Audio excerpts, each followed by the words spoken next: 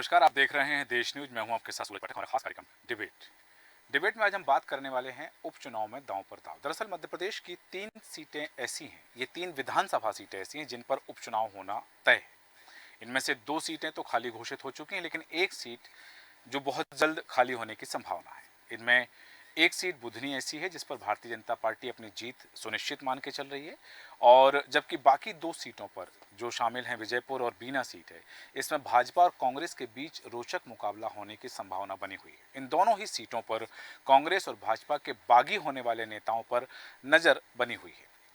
दोनों ही जगह भले ही कांग्रेस के पास भारतीय जनता पार्टी के मुकाबले मजबूत चेहरे अभी वर्तमान में ना हो, लेकिन वह भारतीय जनता पार्टी के नाराज नेताओं को अपने पाले में लाकर चुनावी मैदान में उतारने की रणनीति पर भी विचार कर रही है। इसकी वजह है कि विजयपुर व बीना में कांग्रेस विधायकों का दल बदलकर भारतीय जनता पार्टी में आना, उनके इस्तीफों की वजह से ही उपचुनाव होने वाले हैं।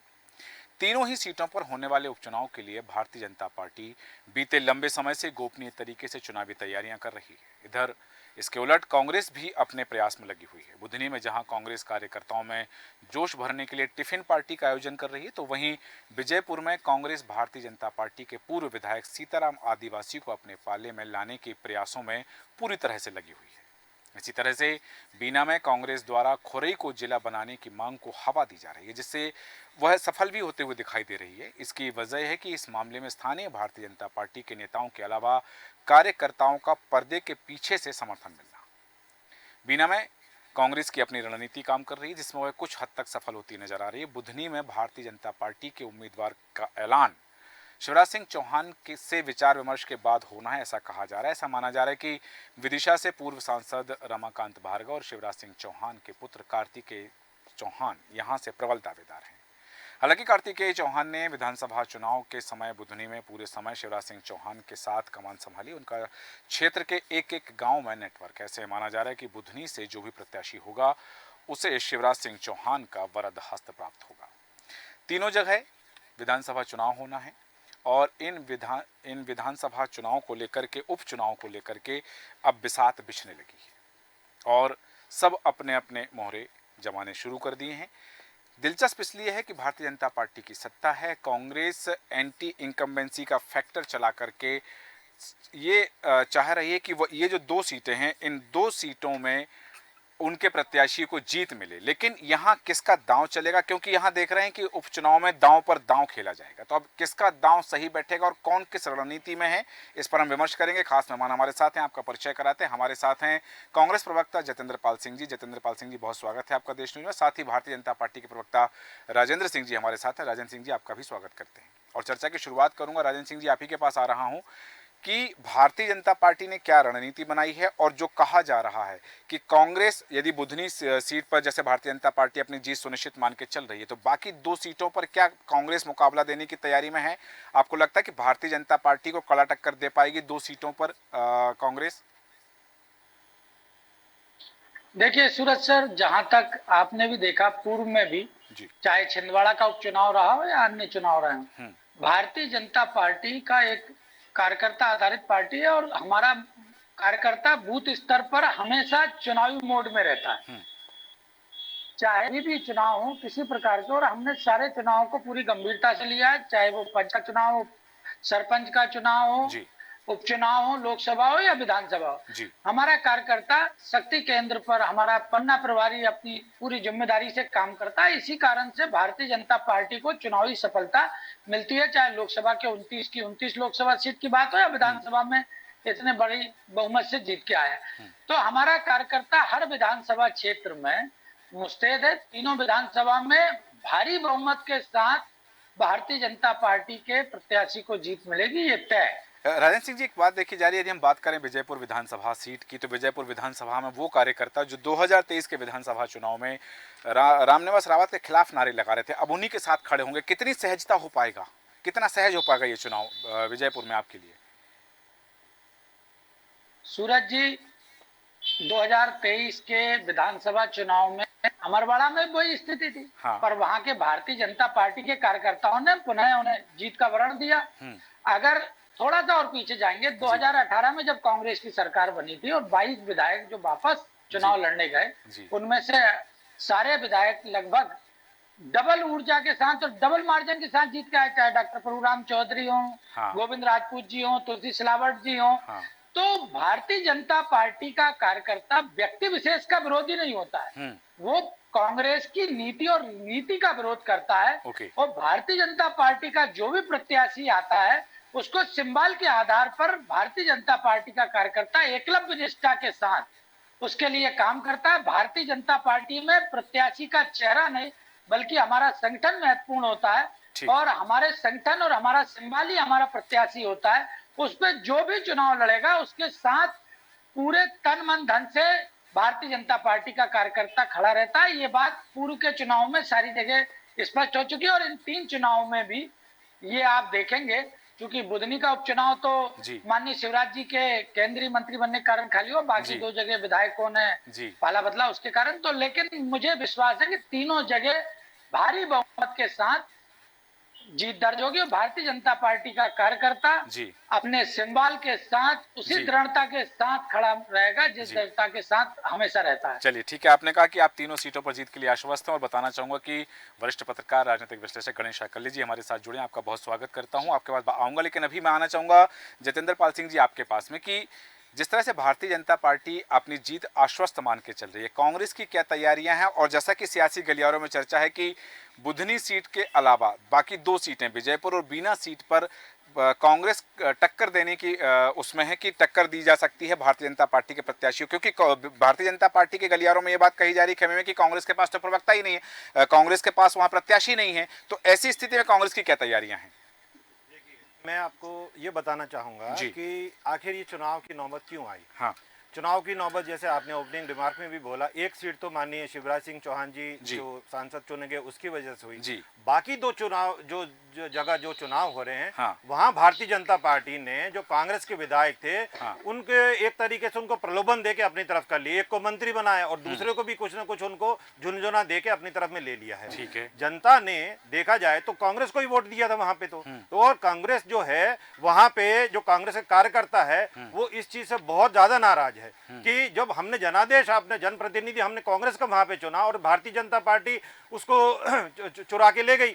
आज देखा जाए भारतीय जनता पार्टी को कोई ऐसी जरूरत तो थी नहीं, इतना जनादेश उनको जो पिछले चुनाव में मिला है काफी अंतर से मिला है। फिर भी भारतीय जनता पार्टी जो है संविधान का कह लो या चुनाव आयोग का कह लो इसमें उनका विश्वास नहीं है। चाहे आपने इंदौर के मामले में भी देखने को मिला होगा कि वहां पे जबकि आप जो हमारा कैंडिडेट था उनको एन समय पे वहां के जो भारतीय जनता पार्टी के लोग थे वो उनको प्रलोभन देके या डरा धमके जो भी अन्य रीजन रहा उसको लेके चले गए। यही मामला सूरत में रहा, यही मामला चंडीगढ़ में आप चुनाव में देखा कि वहां पे कैसे उन्होंने चीरहरण किया इसका प्रजातंत्र का।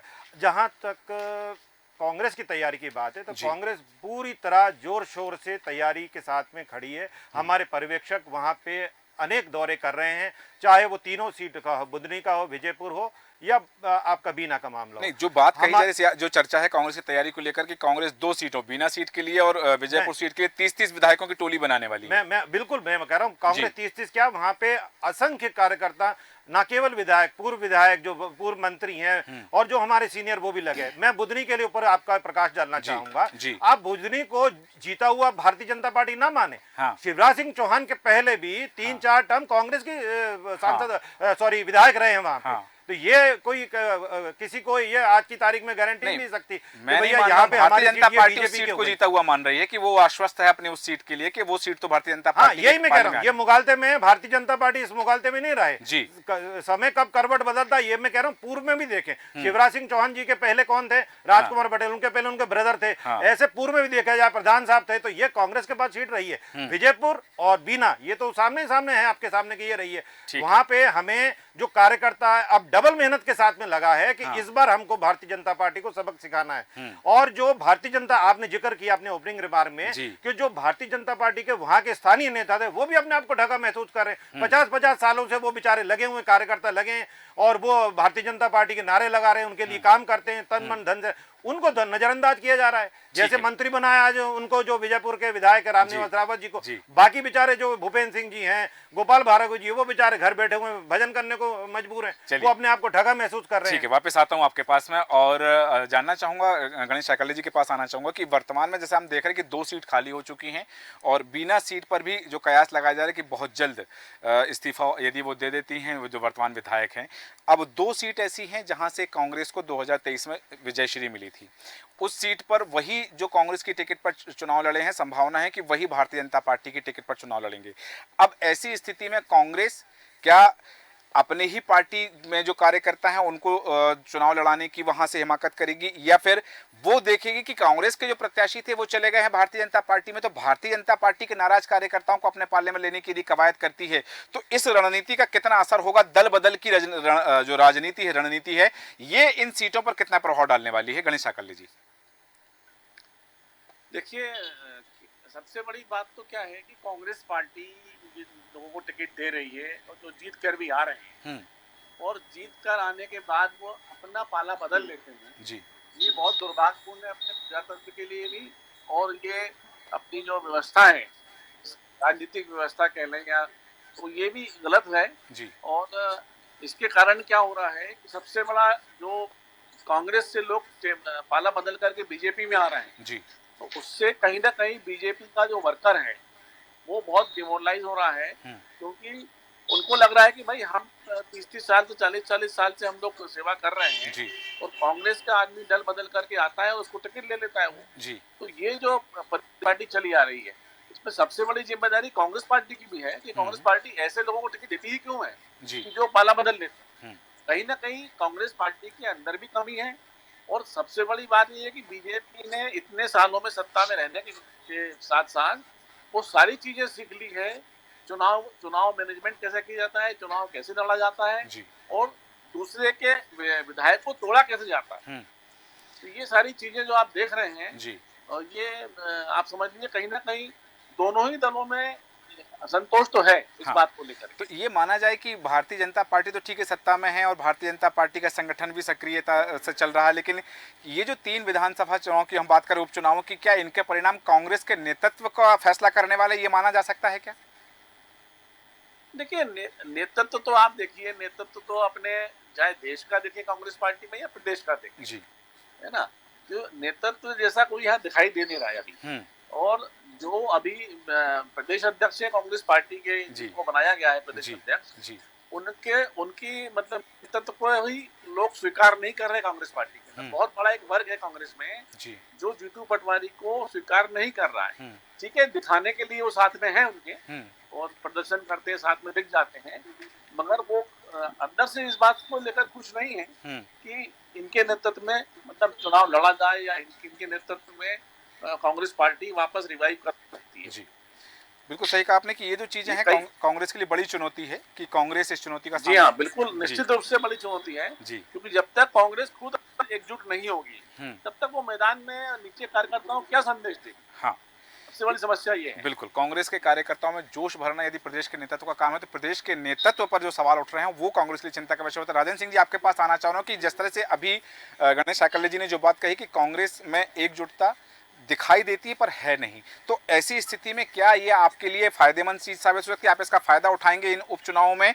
या फिर एक बात और जो कही जा रही है कि जिस तरह से कांग्रेस की तैयारी कि हाँ ठीक है, वहाँ अपने भारतीय जनता पार्टी की जो नाराज, जैसा कि गणेश शाकल्ले जी ने भी जो बात कही और जतिंदर पाल सिंह जी ने भी जो बात कही कि वहाँ भारतीय जनता पार्टी के एक मूल कार्यकर्ता, जो कोर कार्यकर्ता है, वो नाराज हैं कि पहले वो कांग्रेस के प्रत्याशियों का विरोध कर रहे थे, अब वो भारतीय जनता पार्टी में आ गए हैं, तो उनका अधिकार जहां हो सकता था कि वो चुनाव लड़ सकते थे, उनको टिकट मिल सकता था, लेकिन उनके भारतीय जनता पार्टी में आने से अब उनका हक मारा गया है। तो इस बात को लेकर के यदि वहां कोई डैमेज कंट्रोल होता है, वहां कोई डैमेज होता है, तो उसे कैसे कंट्रोल कर पाएंगे? उस डेंट को कैसे भारतीय जनता पार्टी मिटा पाएगी? सूरज जी, गणेश सर काफी वरिष्ठ पत्रकार हैं, विश्लेषक भी हैं, मैं उनका पूरा सम्मान करता हूं, लेकिन थोड़ा सा अगर हम इसको समीकरण में देखेंगे, 2018 में डॉक्टर प्रभुराम चौधरी कितने जीते थे कांग्रेस से, उसके बाद हुए उपचुनाव में भारतीय जनता पार्टी के प्रत्याशी के तौर पर जस्ट डबल वोट से जीत के आए, तुलसी सिलावट जी डबल वोट से जीत के आए, गोविंद राजपूत जी डबल वोट से जीत के आए। तो भारतीय जनता पार्टी, जो मैंने पहले भी कहा, भारतीय जनता पार्टी का कार्यकर्ता नेता पे या चेहरे पे नहीं, हाँ। वो अपने सिंबल के साथ पार्टी कार्यकर्ता, बल्कि इससे फायदा होता तो है राजेश सिंह जी कि 2020 जो कांग्रेस के 2020 के चुनाव में भारतीय जनता पार्टी के कार्यकर्ता इमरती देवी को क्यों नहीं जिता पाया फिर? देखिए मैं वही कह रहा हूँ, जिताया कुछ कांग्रेस को, जगह और उसमें क्यों जिताया कांग्रेस को बीना में? नहीं, कांग्रेस को देखिए, बिना और कांग्रेस में जो जीते, अमरवाड़ा में भी जीते थे, अमरवाड़ा में जीते, और अमरवाड़ा का ये वाला चुनाव भी राजन सिंह जी, अमरवाड़ा ये वाला चुनाव भी बहुत करीबी रहा। वो करीबी नहीं, पर जीत के आए ना। नहीं, जीत के ऊपर नहीं, मतलब ये कहिए आप, देखिए आप, मैं दो आप अपने कथन में हार होती है। नहीं, मेरी बात सुनिए। आपने कहा एक तरफा जीतने, आपने अभी उदाहरण दिया प्रभुराम चौधरी इतने हजार वोट जीते, ये जीते। आप छिंदवाड़ा में अभी जो थोड़े दिन पहले छिंदवाड़ा का चुनाव हुआ, उसमें देखिए कितना अंतर है, और आने वाले तीनों चुनाव में आपको 10-10 हजार वोटों से जीतेंगे तीनों कैंडिडेट हमारे। आप देखते, लिख लो आप। एक काम करिए, मैं लिख नहीं रहा हूँ, ये चुनौती दी, 3 में से अगर एक भी सीट जीत गए तो जोगिंदर जी मैं आपको मिठाई खिलाने घर आ जाऊंगा। अरे आप तो आ जाओ, मिठाई खिलाने में हमें कोई परहेज नहीं, मिठाई तो अपन वैसे भी खा लेंगे भाई, मिठाई का कोई प्रॉब्लम नहीं है, मिठाई के साथ में आपको चाय भी पिलाएंगे, आप चिंता न करें। जी जितेंद्र जी, आपके यहाँ जो अभी बात हो रही थी कि कांग्रेस के, जो गणेश सर ने बात कही, वो मूल बात थी कि कांग्रेस का विधायक क्यों छोड़ के जा रहा है। हाँ। आपने मंत्री बना दिया, चले गया यार, और क्या? तो अरे नहीं, ऐसा नहीं है। तो फिर उसको भी बोला था अमरवाड़ा वाले को, और ये बीना में जो मैडम है इनको भी बोला था कि आप आ जाइए। वो तो चुनाव आयोग का उस दौरान में आचार संहिता लगी हुई थी, तो शपथ की तैयारी इनकी भी थी, जो अमरवाड़ा वाले भाई साहब है। वीर जी पहले एक जो गंभीर विषय, उसको गंभीरता से बात करें। तो मंत्री नहीं बनाए, गंभीर नहीं, नहीं, मंत्री बनाया, उनकी योग्यता के आधार बनाया, आपने उनको कुछ नहीं बनाया। तो आपके अयोग्य लोग हैं क्या? भारतीय जनता पार्टी में इतने लोग पढ़े, अयोग्य पढ़े कि कांग्रेस से योग्य लोग लाने पड़े? ये तो मानते हो कि कांग्रेस योग्य पार्टी है, आपने मान लिया, अपने अभी कथन में आपने कहा कि वो योग्य थे, उनको बना दिया। अयोग्य लोग जो है बेचारे, आपके गोपाल भार्गव जी, उनको बाहर बिठाया, गोविंद से जो बैठे लक्ष्मण सिंह जी को। अभी आपने बोला ना, आपकी बात पे रही, आपने बोला बात तो सुनो, योग्य कांग्रेस से योग्य लोग लेके आए ना भैया, कांग्रेस से योग्य नहीं है। नहीं, तो आपके यहाँ आपने बनाया, क्या लक्ष्मण सिंह जी अयोग्य, उनको नेता प्रतिपक्ष नहीं बनाया? उन्होंने ट्वीट किया था। बनेगा तो एक आदमी ना, एक आदमी बनेगा, कोई 4 आदमी बनेंगे नेता प्रतिपक्ष, एक आदमी बनेगा ना, एक मंत्री परिषद में भी 10% ही बनते ना। अरे भैया एक आदमी बनेगा ना, एक पद है तो एक आदमी बनेगा। बात सुनिए, इतना भी नहीं समझते आप, एक आदमी एक बनेगा ना। नहीं, मैं समझता हूँ, आप जो पहले विषय था उसमें बात, एक जिज्ञासा है राजन सिंह जी, मेरी एक जिज्ञासा है, आ रहा हूँ जितेंद्र जी आपके पास आ रहा हूँ। राजन सिंह जी, मेरी एक जिज्ञासा है, आपने कहा कि रामनिवास रावत को इसलिए मंत्री बना दिया कि वो योग्य थे। कमलेश शाह तो जीत भी चुके हैं, अभी तक उनको मंत्री नहीं बनाया, और क्या निर्मला सप्रे जी को योग्य नहीं है क्या? वो नहीं, योग्य सभी रहते हैं मेरे सर। यार एक मिनट जोगिंदर जी, मैं आपसे विनम्रता से कह रहा हूँ, जरा जतेंद्र जी बात सुन लें पहले, है ना? अगर ऐसे बोलना है तो मैं भी एकाग्रता से बोल सकता हूँ। नहीं, आप अपनी बात। मैं ये कह रहा हूँ जी, मेरा ये कहना है कि अगर सारे विधायक योग्य है, हमारे यहाँ तो कई 7-7 बार के विधायक है, हाँ। लेकिन किसको अवसर देना? मुख्यमंत्री जी कोई भी हो, चाहे वो कमलनाथ जी रहे हो, उन्होंने भी तो कितने सारे लोगों को बनाया, फर्स्ट टाइम के इलेक्टेड लोगों को मंत्री बनाया था। वरिष्ठ लोग नाराज होता है, ठीक है, हाँ। ये है ना, अगर ये कह रहे थे आपके मंत्रिपरिषद में लक्ष्मण सिंह को नहीं बनाया, उनकी वाइफ ने उन्होंने ट्वीट किया था, और प्रियव्रत सिंह को बनाया, उनसे जूनियर थे। ठीक है, मैं बात करूं अगर उपचुनाव की, राजन सिंह जी बात करूं अगर उपचुनाव की, जिस तरह आपके पास शिवराज सिंह चौहान जी को हटाया तो बेचारे उनका दम तो छुपे नहीं बन रहा था कि मेरे पोस्ट नहीं लगते, लोग मिलने जाए। ठीक है, शिवराज सिंह चौहान जी के जब आपने मुख्यमंत्री हटाया तो उनके कथन भी आपने सुने जो पब्लिक डोमेन में है कि भैया जैसे मुख्यमंत्री उनका दर्द छुपा नहीं छुपता था बेचारों। चलिए ठीक है, मैं एक बात जाना जतेंद्र पाल सिंह जी आपके पास आ रहा हूँ। राजन सिंह जी एक बात बताइए मुझे, क्या बुधनी और बीना से जो प्रत्याशी जीत कर आएंगे उन्हें मंत्री बनाया जाएगा? हालांकि ये मुख्यमंत्री का विशेष अधिकार है, लेकिन यहाँ एक बात, ठीक है, और क्या भारतीय जनता पार्टी के प्रत्याशी निर्मला सप्रे होंगी या कोई और होगा बीना से? ये मेरा संसदीय बोर्ड तय करेगा कौन प्रत्याशी होगा। मैंने इसलिए सबसे पहले कहा कि भारतीय जनता पार्टी में चेहरा नहीं, जो भी सिंबल पे लड़ने आएगा चलिए वो प्रत्याशी होगा भारतीय जनता पार्टी। राजन सिंह जी जैसा कि अब वापस आ रहा हूं, जतेंद्र पाल सिंह जी जैसा कि राजन सिंह जी ने पहले भी कहा था कि वो आश्वस्त तीनों सीट पर जीतने के लिए, और कांग्रेस की जैसा कि अभी चर्चा में एक बात आई है कि कांग्रेस का जो प्रदेश नेतृत्व है उसकी विफलता की बात आती है कि उससे वो सर्वग्राह नहीं हो पाया, बड़े नेता उसे स्वीकार नहीं कर पाए हैं, उनके निर्देशन में उनके हाथ के नीचे नीचे काम करने के लिए तैयार नहीं है। अब मेरी बात सुनो। सारे जतिन- नेता जतिन उसको ठोक रहे हैं। राजन जी, मुझे बोला, अब आप भी मेरा प्रश्न धैर्य पूरा हो जाने सुनो, दीजिएगा। राजन सिंह जी, जतिंद्र पाल सुनो सिंह तो जी, सही। मेरा प्रश्न जवाब है, सुनो, तो देखिए। ऐसी स्थिति में कांग्रेस के लिए चुनौती यदि होगी तो वो जीत की तरफ कैसे जाएगी या संगठन को मजबूत कैसे कर मैं पाएगी? आपको इस चीज जी। का उदाहरण बताना चाहता हूँ। अभी जी। आदरणीय साकल्य साहब जो हमारे बहुत वरिष्ठ पत्रकार हैं, मैं भी उनका बहुत सम्मान करता हूँ। जी। कभी कभी क्या होता है कि हर बात से अपन सहमत रहे, जरूरी भी नहीं है। उन्होंने राष्ट्रीय नेतृत्व की बात करी, प्रदेश नेतृत्व, राष्ट्रीय नेतृत्व की मैं एक एग्जाम्पल देना चाहूंगा कि हमारे राष्ट्रीय नेता आदरणीय राहुल गांधी जी दो संसदीय क्षेत्रों से जीते हैं और जो मार्जिन आदरणीय प्रधानमंत्री महोदय का रहा है वाराणसी, वहां 1.5 लाख से जीते। राहुल गांधी जी 4.5 लाख वोटों से जीते, 3 गुना ज्यादा वोटों से जीते, और वो भी एक जगह से नहीं, एक नॉर्थ से एक साउथ से, दोनों जगह। अब आइए, अब आप सुनो ये यार, आप सुनो, अब आप देखो ये आपका जो अब आप सुनो, सुन के पूरी बात करो, फिर मैं भी मेरी बोलने दूंगा। रही बात, अब आप राजन सिंह जी, आपने मुझे बोला था ना कि आप सुने, तो आप भी सुने, समझे बात को। जब आप सुनेंगे, जब मेरी बात सुनेंगे नहीं, जवाब कहां से देंगे? तो मेरी बात सुनिए। रही बात आप प्रदेश नेतृत्व की, प्रदेश नेतृत्व का सारे वर्ग, सारे बड़े नेता, छोटा हो बड़ा हो, सारे मिलके आदरणीय जीतू पटवारी जी को समर्थन दे रहे हैं, उनका साथ दे रहे हैं और उनके हर आंदोलन में साथ है। उसका उदाहरण आपको एक मिनट जो उसका उदाहरण आपको जनता का भारी समर्थन मिलता हुआ रोडों में दिखा। विगत दिनों में उन्होंने लगभग 15 से 16 विशाल आंदोलन करे, जिसमें भारी जन समर्थन उनका रोडों पे देखने को मिला। और उन जितने भी प्रोग्राम थे, जितने भी आंदोलन थे, प्रदर्शन, सब में बड़े जो हमारे नेता हैं, बड़े भी छोटे भी नेता और आम कार्यकर्ता उसमें मिलने में आदरणीय जीतू पटवारी जी निर्विवादित और बहुत शक्तिशाली तगड़ी नेता है, और इसका फायदा उपचुनाव में मिलेगा। तीनों चुनाव जीतने जा रहे हैं हम लोग। चलिए ठीक है। राजन सिंह जी बहुत कम शब्द में बात रखा समय की सीमा को देखते हुए। जी राजन जी, देखिए वीर जी ने अभी बोला कि राष्ट्रीय अध्यक्ष राहुल गांधी 2 जगह जीते। राष्ट्रीय अध्यक्ष नहीं बोला, राष्ट्रीय नेता बोला। आप अभी दोबारा रिवाइंड करके देख लीजिए। राष्ट्रीय नेता बोला, आदरणीय सूरज भैया से पूछिए। ठीक है। हाँ ठीक है। अब आप ये बताइए कि जीतू पटवारी जी के नेतृत्व में 29 की 29 लोकसभा हार गया और 5-5 लाख से हारे। आपका प्रदेश अध्यक्ष विधानसभा चुनाव हार गया। हम बात कर रहे हैं, हम आने वाले समय में देखना है 25-25 हजार जीते। 10,000 का तो मैंने बोल दिया, मार्जिन बढ़ भी जाए। राजन सिंह जी, आपने भी हारों का मुंह देखा है। आदरणीय आडवाणी जी के, अटल जी के नेतृत्व में क्या वो अक्षम नेता था क्या? एक सीट मिली थी, एक सीट मिली थी आपको देश में, एक सीट मिली थी। वो समय याद करिए आप। तो उसका मतलब है कि वो जो नेता आपको उस समय देख रहे हैं वो अक्षम थे क्या? आप मुझे बताएं। उस समय आडवाणी जी अध्यक्ष थे, अटल जी अध्यक्ष थे, उनके नेतृत्व में एक सीट मिली थी। पूरे भारत में 573 सीटों में से 2 सीटें मिली थी। इसका मतलब क्या वो सक्षम नहीं थे क्या? आप ऐसा देखिए, आप बोल के राजन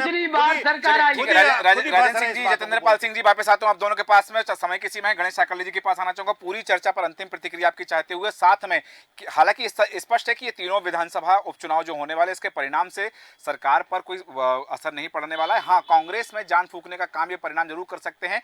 इन 3 विधानसभा सीटों के उपचुनावों पर आपका विश्लेषण, और भारतीय जनता पार्टी और कांग्रेस की कौन सी रणनीति यहां सक्रिय और सार्थक हो सकती है? देखिए क्या है, बुदनी की जहां तक बात है, बुदनी को जिस तरह से पिछले अपन अगर 20 साल से देखें तो वहां उसको उन्होंने काफी अच्छे ढंग से संभाल के रखा शिवराज सिंह जी ने जी। और इसके पहले भी अगर अपन देखेंगे तो वहां पे क्या है, बुदनी की तरह से बीजेपी का गढ़ बन चुका है, ठीक है ना। दूसरी चीज ये है कि बीना में भी जो है, बीना और विजयपुर की अगर बात करें हम जी, तो बीना विजयपुर में अदला बदली होती रही है, कभी कांग्रेस, कभी बीजेपी, कभी कांग्रेस, कभी बीजेपी। और अपवाद स्वरूप का जो अभी अपने कांग्रेस प्रवक्ता कह रहे थे, बुदनी की बात कर रहे थे, तो मैं उनको एक बड़ी रोचक जानकारी बता दूं कि बुदनी में जो भी जीते, चाहे राजकुमार पटेल जीते हो, चाहे उनके भाई जीते हो, चाहे चौहान सिंह चौहान जीते हो, ये जितने भी आपके कांग्रेस के नेता जीते वहां से, उसमें से अधिकांश किरात समाज के थे। और वो भी एक एडजस्टमेंट के तहत जीते थे, ये आप जान लीजिए। वो कोई कांग्रेस के कारण नहीं जीते थे। जो आप ये, अगर कोई कांग्रेस इस मुगालते में है कि कांग्रेस के कारण जीते थे, तो ये गलत है पूरी तरह से जी। अब ये जो विजयपुर की जो बात चल रही है, जहाँ रामनिवास रावत को फिर से बीजेपी में ला करके और लड़ाया जा रहा है, तो आप देखिए यहाँ पे भी बड़ा रोचक मुकाबला हो सकता है। और वहां भी ऐसी स्थिति बन सकती है, कोई आश्चर्य नहीं कि जैसे इमरती देवी के साथ हुआ था, हैदल सिंह कंसाना के साथ हुआ था। जी। कोई आश्चर्य नहीं कि विजयपुर में रामनिवास रावत के साथ भी होता है। क्या विजयपुर ठीक में है ना? यदि सीताराम आदिवासी को कांग्रेस प्रत्याशी बनाती और यदि वो कांग्रेस भारतीय जनता पार्टी उनकी नाराजगी दूर नहीं कर पाती और वो कांग्रेस में शामिल हो सकते हैं, तो क्या बीजेपी के लिए मुश्किलें हो सकती हैं? देखिए, मैं किसी कैंडिडेट का नाम इसलिए नहीं ले रहा हूँ अभी, जी। जब तक कैंडिडेट सामने नहीं आता पर उसके बारे में कुछ कहना ठीक नहीं है। जी। लेकिन मैं ये कह रहा हूँ कि जिस हिसाब से वहाँ की जो रणनीति बन रही है, जो मुझे मेरी जानकारी में है जहाँ तक, जी।